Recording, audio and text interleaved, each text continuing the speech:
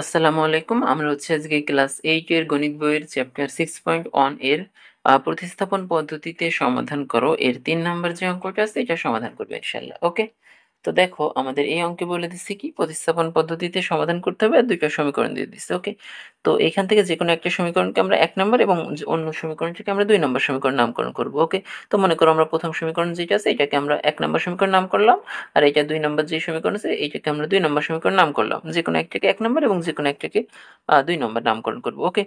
তারপর এখান থেকে যেকোনো একটা সমীকরণ নিয়ে আসবো। ঠিক আছে? আমার দেখতে সহজ মনে হচ্ছে ২ নাম্বার তাই ২ নাম্বার সমীকরণ নিয়ে আসলাম। ওকে?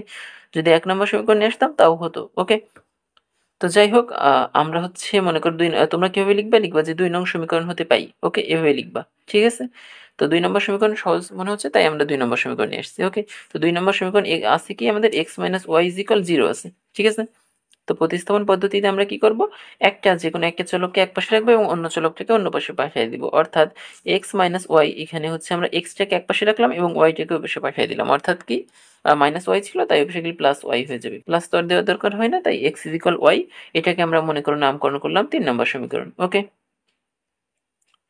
আ তো এখানে যদি মানে যেকোনো একটাকে অন্য পাশে পাঠিয়ে দিতে হবে। ঠিক আছে? x টাকে একপাশে রাখবো এবং y টাকে অন্য পাশে পাঠিয়ে দিব। এটা হচ্ছে আমাদের মূল টার্গেট। ওকে? তো এখন দেখো এবার আমরা কি লিখব যে আমরা এবার লিখব যে এটা পাইছি কোন সমীকরণ থেকে? ২ নম্বর সমীকরণ থেকে এটা পাইছি, তাই না?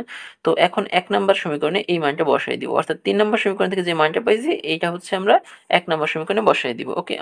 তোমরা কিভাবে লিখবা? লিখবা যে ৩ নং সমীকরণ হতে x এর মান ১ নং সমীকরণে বসিয়ে পাই। ঠিক আছে? এভাবে লিখবা। ওকে?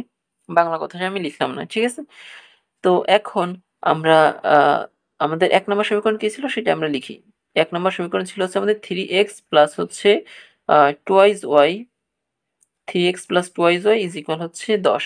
ওকে?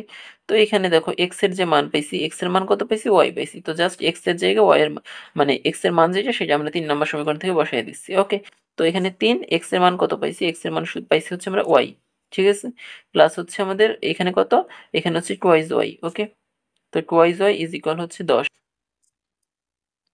ঠিক আছে? এরপরে এরপরে আমাদের আমরা কি করব এখানে? এরপরে আমাদের thrice y এবং twice y আমরা দেখতে পারতেছি। ঠিক আছে? তো এই ২ টা y যোগ করব। মানে ৩y এবং ২y যোগ করলে আমাদের কত থাকে? ৫y আসে, তাই না? 5y। ওকে? তো এখন এই পাশে ছিল আমাদের ১০ তো আমরা ১০ লিখলাম। আর এবার আমাদের উভয় পক্ষকে যদি আমরা ৫ দ্বারা ভাগ করি তাহলে আমরা লিখতে পারি কিনা দেখো তো? Is equal ২। এভাবে তো লিখা যায়, তাই না? উভয় পক্ষকে আমরা ৫ দ্বারা ভাগ করছি। ঠিক আছে? তো তাহলে আমরা লিখতে পারি y এর মান কত পাইছি আমরা? y এর মান পাইছি আমাদের ২। ঠিক আছে? এটা আমাদের y এর মান বের হয়ে গেছে। ঠিক আছে? এবার আমরা x এর মান কিভাবে বের করব? আমরা এই যে ৩ নাম্বার যে সমীকরণ আমরা দেখতে পারতেছি তো তোমরা কিভাবে লিখবা? লিখবা যে ৩ নং সমীকরণে y এর মান বসিয়ে পাই। ওকে? এই বাংলা কথাটা তোমরা লিখে নিবা। ঠিক আছে? তো ৩ নম্বর সমীকরণ যেটা ছিল সেটা কি আমাদের x = y। ওকে? এখন আমরা কি করব? এখন আমরা x এর মধ্যে x থাকলেও আমরা x এর মান বের করব এবং y এর মান কত পাইছি? y এর মান পাইছি আমরা ২। ঠিক আছে? তো x এর জায়গায় y এর জায়গায় জাস্ট আমরা ২ বসিয়ে দিলাম। তাহলে আমরা x এর মান কিন্তু পেয়ে গেছি। ঠিক আছে? তাহলে এই আমাদের x এর মান। ঠিক আছে? এটা আমাদের y এর মান আর এটা আমাদের x এর মান। ঠিক আছে? আশা করি বুঝতে পারছো। আমি আরেকবার বলতেছি। ওকে?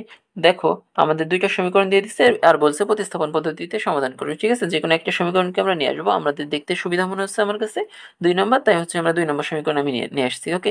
তো এরপরে কি করব? একটা চলককে একপাশে রাখবো এবং অন্য চলককে অন্য পাশে পাঠিয়ে দিব। ঠিক আছে? তো এখানে আমি x টাকে একপাশে রাখছি আর y টাকে অন্য পাশে পাঠিয়ে দিছি। ঠিক আছে? এরপর এরপর আমরা কি করব? এরপর আমরা যেই নতুন যে মানে এই যে নতুন যে সমীকরণ পেয়েছি এইটাকে আমরা ৩ নম্বর সমীকরণ নাম দিছিলাম। ওকে? তারপরে আমরা কি করছি? এই ৩ নম্বর সমীকরণ থেকে মানটা আমরা x এর মানটা ১ নম্বর সমীকরণ যেটা ছিল ওইখানে বসাই দিছি। ওকে? তো দেখো ১ নম্বর সমীকরণ আমাদের ছিল 3x + twice y = 10। এখানে x এর জায়গায় y বসাতে পারি আমরা যেহেতু আমরা ৩ নম্বর সমীকরণ থেকে পাইছি। হ্যাঁ? তো এখানে আমরা x এর জায়গায় জাস্ট x এর মান y বসায় দিছি। তো জাস্ট ক্যালকুলেশন করছি 5y = 10। তো y = ২ এটা আমাদের y এর মান বের হয়ে গেছে কাটাকাটি করলে। ঠিক আছে? তো এই y এর মান যেহেতু ২ পাইছি এই মানটাকে নিয়ে আমরা আবার কি করছি? এই মানটাকে নিয়ে আমরা আবার ৩ নম্বর সমীকরণে বসায় দিছি। ওকে? তো ৩ নম্বর সমীকরণে যদি আমরা বসায় দেই তাহলে আমরা আবার লিখতে পারি যে x মানে y এর মান বসায় দিছি জাস্ট। ওকে? ২ বসায় দিছি তাহলে x এর মানও ২। ওকে?